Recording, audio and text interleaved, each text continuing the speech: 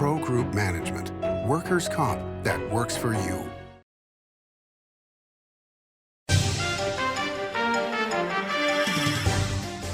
Welcome to Nevada Newsmakers. On the broadcast today, we have a great political discussion with Annette Magnus and Warren Hardy here for the whole show on an all-new Nevada Newsmakers.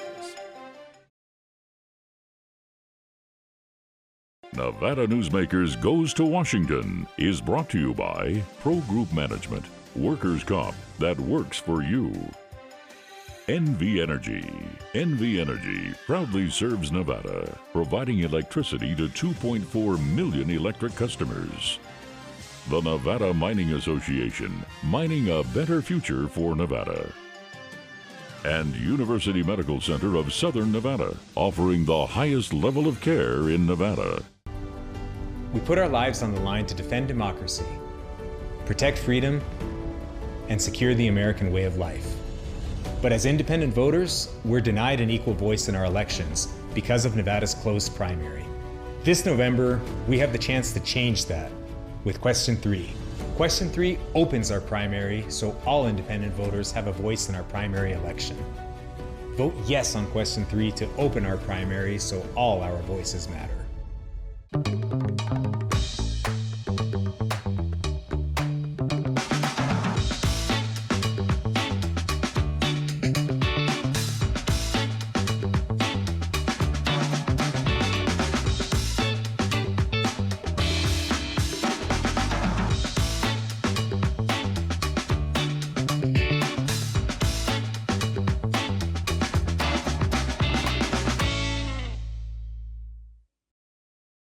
As you know, Reno is booming. Toll's development company is helping it grow with insightful design and development, building community with every project, adding beauty, adding excitement, emphasizing our shared humanity. Reno is becoming bigger. Toll's development is helping it become better, more livable, more enjoyable. To learn more, go to tollsdevelopment.com. tollsdevelopment.com. This is Nevada Newsmakers with host Sam Shad, a no-holds-barred political forum.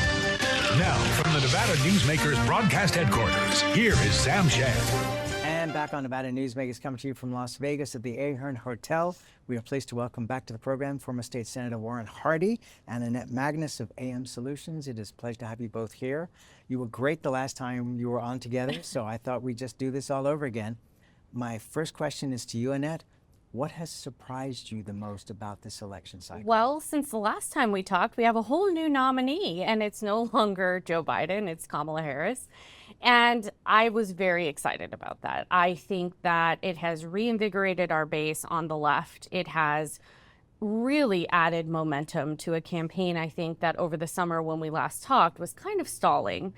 And I think that people are really motivated to go and vote now, and they're excited. We're about 4 weeks away from actual election day, but voting in Nevada is starting right now, and ballots are going to be hitting mailboxes anytime now. And so I think the general public is really excited to go and vote.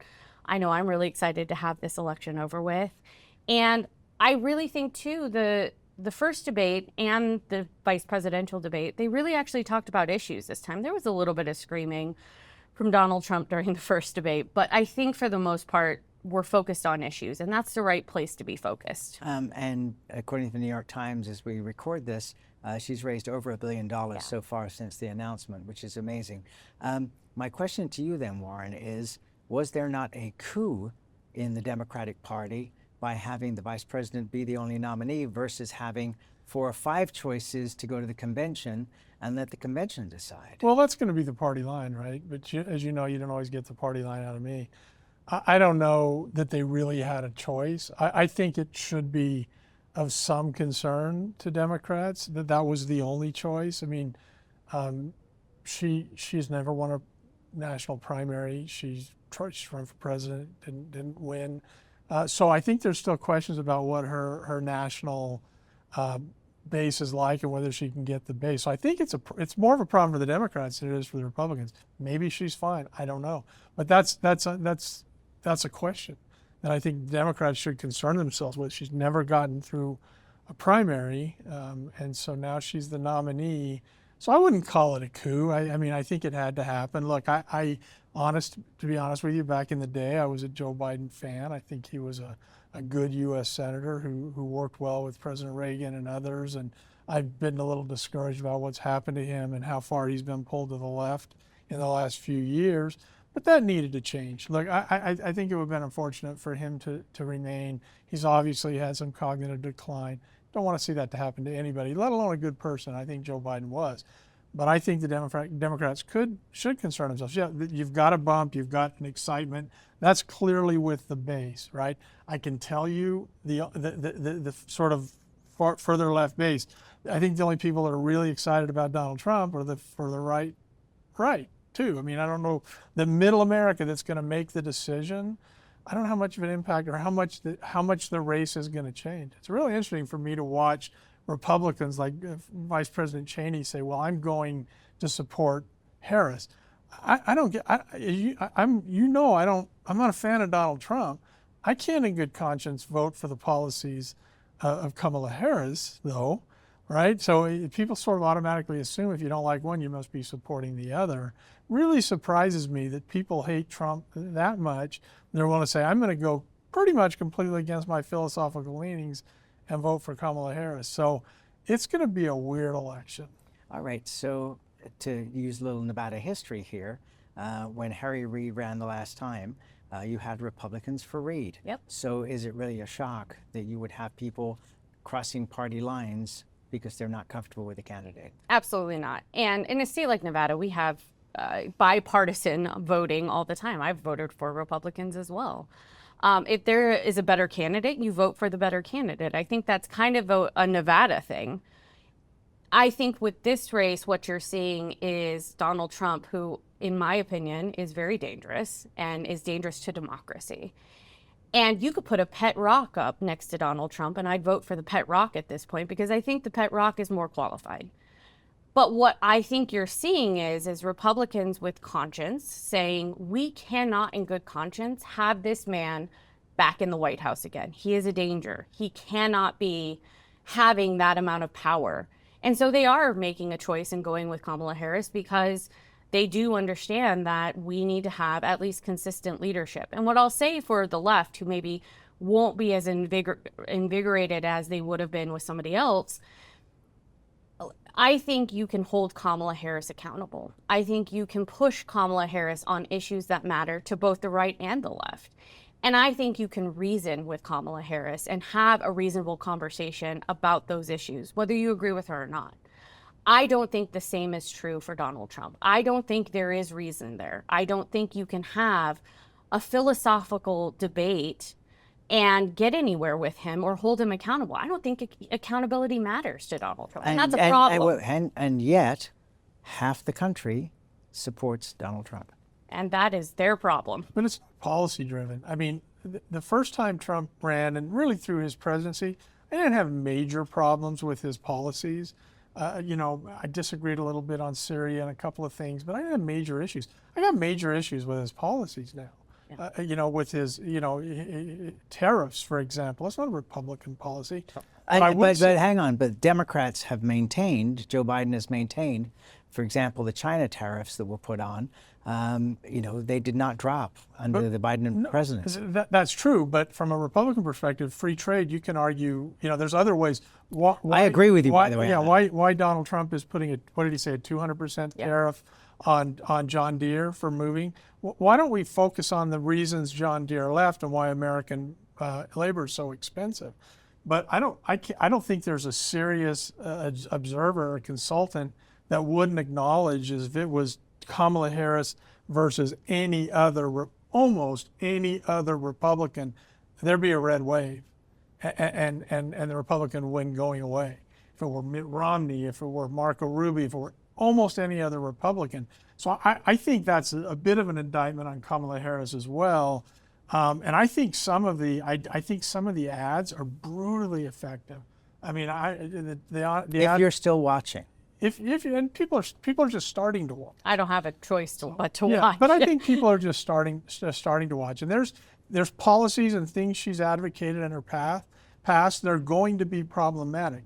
But there's a lot of people out there like Cheney who's saying, I'm just going to really make a statement here that I can't support this guy. There's a lot of that. Do you watch Jon Stewart? Occasionally, Okay, I did do. you happen to watch a week or so ago when he responded to Dick Cheney's endorsement? No.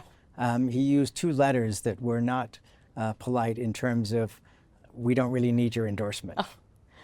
I disagree, though, actually. I totally disagree. I think that one of the places that the Democratic Party has to do better with is with conservatives. I married a conservative, and we have kind of learned from each other and come together in the center. But I think that as the Democratic Party, we have to be welcoming of people when they want to join us. And in this moment, we're going to need everybody to win this thing. We're going to need everybody to put Kamala Harris over the edge. And so it's really important to bring those people in. And frankly, I welcome Dick Cheney. I welcome anybody who wants to endorse Kamala Harris in this race, because I think our democracy is that important. And this goes back to Ronald Reagan, right? The big tent. That's why Ronald Reagan was so effective. He had a big tent. He brought everybody in and then governed. He didn't have a litmus test for being a Republican. I said this, I think, last time I was on your show. The problem the Republican have is the MAGA right. Yes. The problem the Democrats have is the woke left. Let's get back to the center where we can do business together. Well, and that's the bottom line for me too, which is, you know, most people operate in the center. They've been forced to the edges mainly by broadcasters who broadcast nonstop MSNBC, nonstop Fox News, and then all the little children versions of those stations that say we're the ones that are right, and they bombard you with literally propaganda 100%. 24 hours a day. I watch Scripps News. I was just going to say. And I watch and I listen to public radio. Public radio leans left a little bit, but only a little bit, huh? I think I do think only. They do a very good job of but trying for to the be most neutral. part, but Scripps is good. I can't watch Fox. I know what I think. I don't need them regurgitating it to me. I can't watch CNN, although if I have to, I usually do watch CNN because I kind of want to hear what the other side thinks. Okay, so I'm going to break in with a little, I hope, humor here, which is what drives me crazy about CNN is when they're coming close to the top of the hour and they're in the middle of a great interview and the host says, I've got to cut you off because we're out of time. And I think to myself, you're a 24-hour news network. How can you be out of time? Push the commercials back 5 minutes. Well, I'm going to say something shocking here. CNN is today what they are because of Fox. Fox began to make so much money and have so much viewership because they catered to one ideology. Back in the day, CNN was a great organization. They're the ones I watched during the, Tiananmen Square, and it was news. It was news. But Fox and Rush Limbaugh and Sean Hannity and all these guys they're entertainers, and people have pushed so far that way that CNN, in order to stay in business, had to do the same thing for the left. So I completely blame the media. There's no place to go for resources, for news, for resources for people who want news. But we got to get back to the center. Well, at least an unbiased, or to get, as we are here, both sides of the equation. So I think that's the most important thing, because people should have more than one source for news. Well, I don't disagree with Warren. I don't watch MSNBC. I don't watch Fox. I watch CNN. I think that is the best we have at this point for not having constant bombardment of partisan news. I want at least somewhere in the middle. All right, let's take a quick break. We'll come back because we have to make a little money here. Yeah. We'll be right back after this timeout. Story County is leading Nevada. Home of the Tahoe Reno Industrial Center, Google, Tesla, Panasonic, and other world-leading companies. Story County provides thousands of tech, advanced manufacturing, and logistics careers for Nevadans.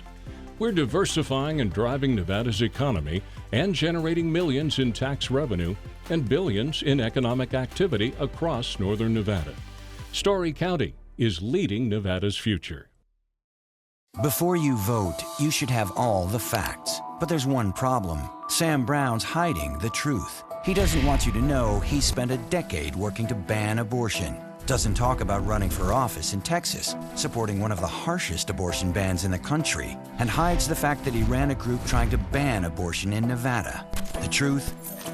On issues of life, it is a non-negotiable for me.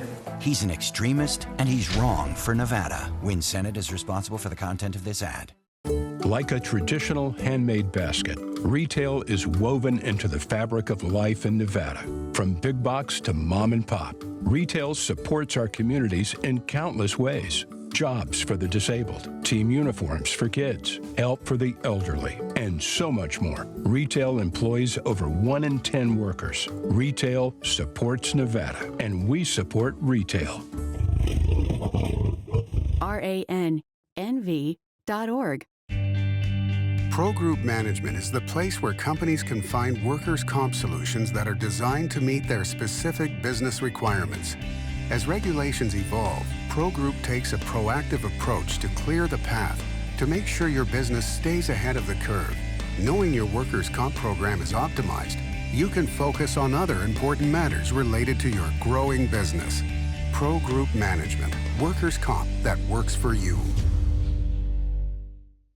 This is Nevada Newsmakers. And back on Nevada Newsmakers, we got an all-pundit show here with former State Senator Warren Hardy and Annette Magnus, founder of AM Solutions. So our U.S. Senate race, where do you feel we are in Nevada with this? Well, I think Jackie Rosen's going to probably win that race. And here's what I'll tell you, and I have told folks that if you want to know how to win a U.S. Senate race, you probably should pay attention to what she's doing. She's not a partisan person. She reaches out to both sides. She represents Nevada first and foremost, as we've had many, many good Republican and Democratic congressmen and women and senators do in the past. I look at her as sort of as an old school Nevada senator. And I can't, to be honest, I can't think of a reason she doesn't deserve to be reelected. Annette? I agree. The polls are all showing her double digits. We don't know how much we trust polls at this point. I don't know Nevada. about. I don't know about double digits. I mean, some are, but yeah, I mean, but most is showing around 6 to 9. Yeah, but still, that's a big number. In a state like Nevada, that's a big number, especially this far out. And so, I think she's going to win. I think that honestly, Sam Brown has come to the state with his policies that are extreme for a state like Nevada. And I think Warren's right. She has represented us well. She has been bipartisan. She has done the things she's needed to do and represented us well. And I think she'll be reelected with no problem. One of the things I want to see is a debate. And I was talking to Jessica Hill from the RJ the other day, and she said that she believes there's a debate coming up, but she didn't know where it was going to be. Are you guys aware of an actual debate? I think it might be with the Indy, but I'm not sure 100%. But I have heard there was one scheduled. Okay. Well, that would be good, because it would be very disappointing to not even have one debate. I agree. And I make that prediction that she probably wins that race based on all things being equal. I'm not sure that all things are going to be equal. I don't know what the national dynamic's going to be this time. We know Donald Trump significantly outperforms his polls because I think nobody wants to admit they're voting for him, but people do. And so that could have an impact down ticket on those races and legislative races as well, because from the polls I've seen, you're getting a lot of mixed messages. You're seeing Republicans. Who's answering these poll questions? I answer them all the time. I do. Really? You do? Oh, yeah. Yeah, I do too. And really? I just answered one about Sam Brown and Jackie Rosen 2 days ago. Man. I'm getting polling on political races, on the doctor I went to see, on the service call. I mean, it's like enough already. Oh, I love it. Every season I do it, or if my husband picks up the phone, I make him put it on speaker so I can hear it, because I answer. The polling industry is in a lot of trouble, and it's not because the methodologies that they have don't work. It's because the public's starting to figure out polling, and it's just so hard to get an accurate poll these days, and especially with somebody like Donald Trump, and for that matter, Kamala Harris at the top of the ticket, because they're not moderate. I mean, the dynamic has changed so much. In years past, as a Democrat, you veered left to pick up your base. As a Republican, you veered right, and then you came back to the center. Neither side are coming back to the center. In all honesty, Kamala Harris is doing it. Kamala Harris is doing it more than Trump is, but That's not happening anymore. I got to tell you, the last debate, you couldn't wipe the smile off my face between Walz and J.D. Vance, because it was like the good old days. It right? really was. was. A policy debate. There was no ad hominem attacks. There was respect, a mutual respect. I'm like, this is what it's supposed to look. My neighbors who are not political sat down and watched it with my husband, and my husband was explaining things to them, and their takeaway was, wow, two people who can actually talk about issues. They don't agree on the things, but there was none of the yelling, there was none of the nonsense that went on before in the previous debate. It was just a regular debate, and that was good for them. They wanted to see that. I was impressed by Tim Walz on Fox News last Sunday. Yeah. I mean, he got attacked with some very tough questions, and he came right back with the answers, and that was impressive. But then again, you know, former governors are really good at that. Tim Walz is a good guy. Mm-hmm. You know, so was Joe Biden. I don't know why we've gotten to this place where we can't acknowledge that somebody's a good person, that we disagree with their Back to the media. Yeah. If you're painted a certain way, and you're painted that way year after year after year, this is not something that's been going on for a couple of years. It's been going on for 20 years. And, you know, that's the only voice you're listening to, is the one telling you this side is right, this side is wrong, these people are good, these people are evil. It's propaganda. It's not news. And we don't do it anywhere else in life. We don't do it with people at church. We don't do it with people at the club. You know, it's like we just for some reason can't say, look, I happen to believe Barack Obama was a very good man, good husband, good family person, whose policies I, for the most part, adamantly disagreed with. Doesn't make him a bad person. You know, when I came up, the difference between Republicans and Democrats centered around taxation.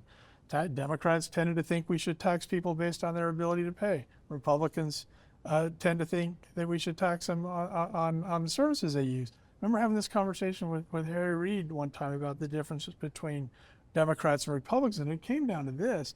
An old-fashioned Democrat, not the woke, not the MAGA, an old-fashioned Democrat like the kinds I dealt with and worked with in the legislature. And by the way, the kind we still do have, they see this monolithic thing called government and don't understand why it doesn't use its wealth to help people. That's not evil. I think it's unreasonable. As a Republican, we can't afford to do everything for everybody. But that doesn't make them evil because they want to help people with the resources of the government. Okay, let's take a quick break here. We'll make some more money because we got to pay for the coffee and tea. We'll be right back after this. Early in the morning or throughout the night, professional truck drivers are on the job, serving you, safely moving freight that's crucial to our economy. From the oldest industries to our newest innovators, from the exotic to the everyday. Trucks are everywhere, moving everything. Never afraid to embrace a future that makes Nevada and our nation stronger. Trucking moves America forward. What do you count on? You count on your power every day. At NV Energy, we've always powered what's important to you, but we're not looking at the past. We're focused on the future. While our standards are high, our rates will remain low. And our commitment to renewables isn't just meeting standards, but leading the way. Because you can count on more than just your power. You can count on the company who brings it to you. That's our promise. You can count on it. The Nevada Builders Alliance has been protecting the interests of the construction industry for over 50 years. Our programs save members thousands of dollars every year and allow them to provide much-needed benefits to their employees. Our industry also allows Nevada to grow. If you're thinking about a career in the construction industry, reach out. And if you haven't thought of a career in construction, what are you waiting for? We are the Nevada Builders Alliance.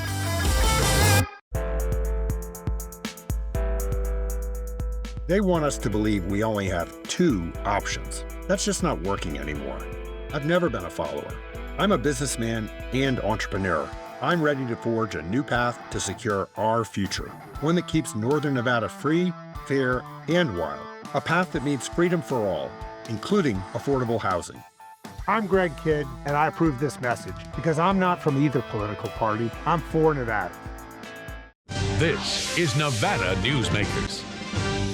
And back on Nevada Newsmakers with Annette Magnus and Warren Hardy.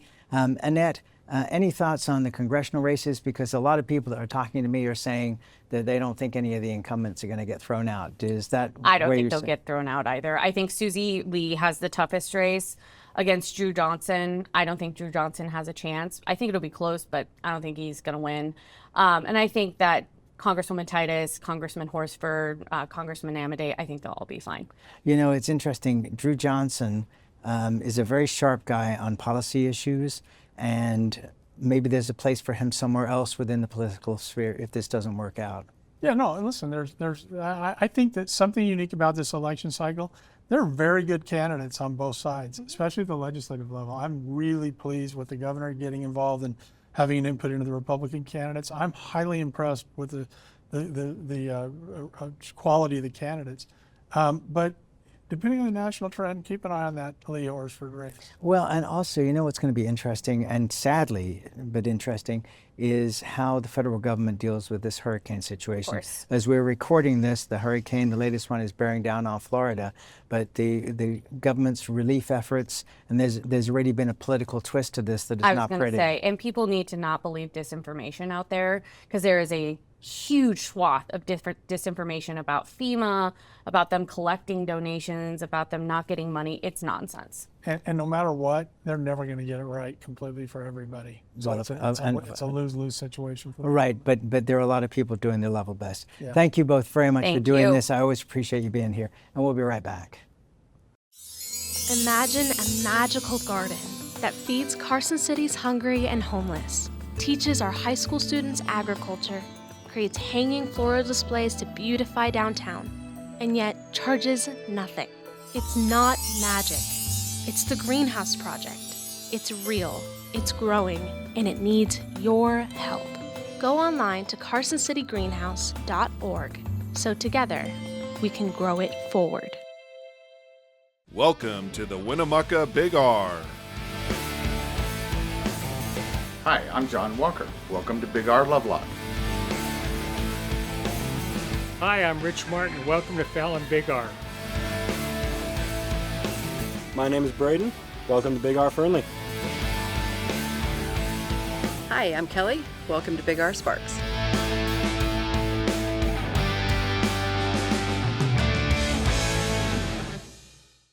Welcome to the Ahern Boutique Hotel, where luxury and warmth come together in the heart of Las Vegas. We take pride in offering a one-of-a-kind experience for both locals and tourists. Join us for handcrafted cocktails and an unforgettable experience. Joel's Chop House, the perfect place to savor views of the Las Vegas Strip. Satisfy your cravings at the Ahern Chocolate Shop. No smoking, no resort fees, and the parking is always free. The Ahern Luxury Boutique Hotel is your home away from home.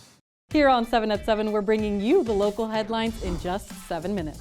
We've got you covered in the morning, evening, and for all breaking news in between and as it happens. Life is busy, and we don't waste your time. Join us for local news now streaming on our YouTube page. Thanks for watching Nevada Newsmakers come to you from Las Vegas. Our thanks to the Ahern Hotel for accommodating us. We'll see you on the next broadcast.